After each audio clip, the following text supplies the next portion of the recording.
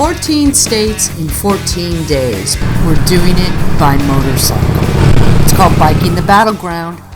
In this stop, I visit the Iowa tribe of Kansas and Nebraska Reservation in White Cloud, Kansas, where I sit down with Chairman Timothy Rodd, Secretary Anthony Fee, and Economic Development Coordinator David Tam to discuss issues of importance to American Indians. And what I love about this get-together is it sort of represents a microcosm of all of America, of what worries all of America right now, of what challenges all of America face right now, of what keeps all of America up at night right now.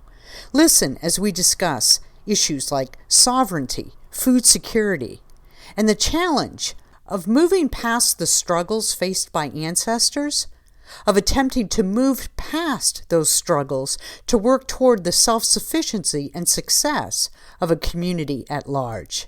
Listen to these select excerpts and tell me if you don't see all of America represented in this. All of America, all walks of life. I guess a uniqueness as far as this tribe, we're unique in our way because we've came through some struggles along our way. We originated from the Great Lakes.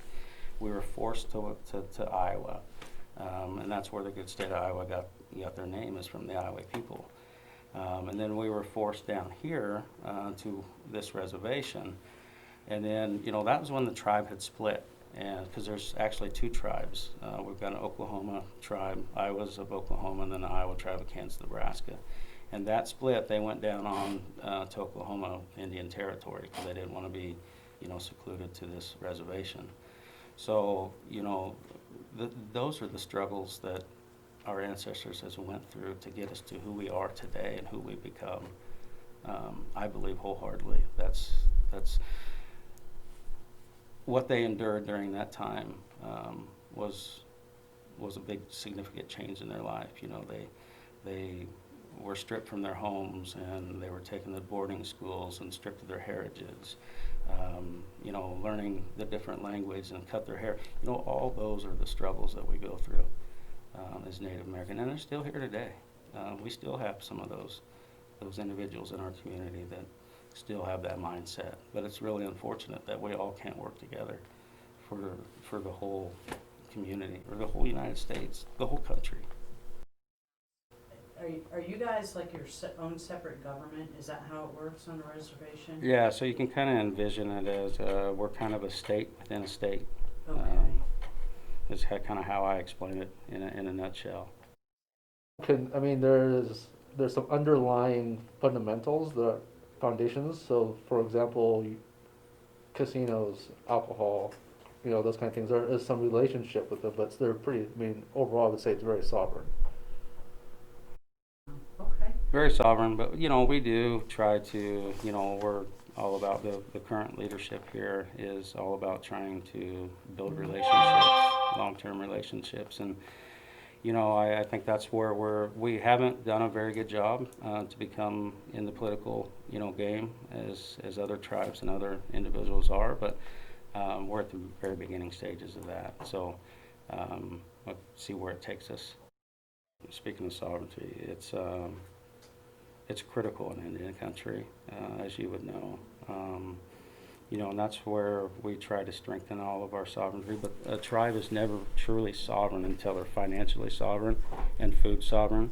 And right now, we are putting those plans in place to get us to that state. So, that's in my mind. We'll never truly be sovereign until we are self-sufficient and we can rely upon ourselves for whatever needs and our community needs. It's plain and simple.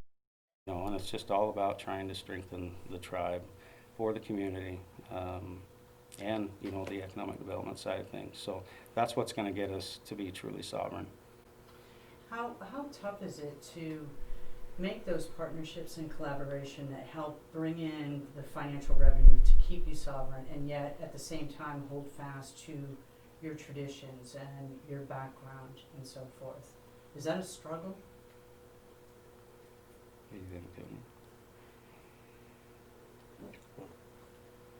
I only see it as a struggle. No, I don't think it, It's not that hard? I don't know if I would, I mean, from what we've done in the last couple of years, it hasn't been a struggle.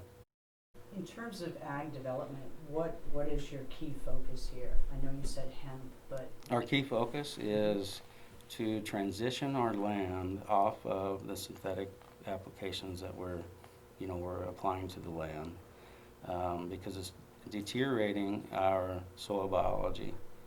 And that's what we're focusing on, is the soil biology, the life that is underneath the ground that is functioning symbiotic relationship to make sure that we can grow a healthy plant. And that's what we're focusing on, is the soil health. We can get our soils back to once were, because Lewis and Clark had came through, up the Missouri River, and they actually stopped and they picked persimmons. It's a tree that bears fruit here. And they talked about how delicious and sweet and that was. And so they went on to their journey on upriver, and then it was a 2-year journey. And on their way back down, keep in mind, if I was gone from my family for 2 years, I'd want to get back home.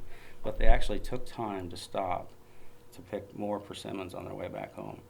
And they talked about, in the memoirs, there's 11 inches of humus, and that was here years ago, and it's gone. And what we've done in agriculture is degraded that system, and it's going to catch up to us. And there's, 50 years from now, there's predictions out there that there'll be a food desert, and we've, contaminated our soil, and it's just not able to grow what we need.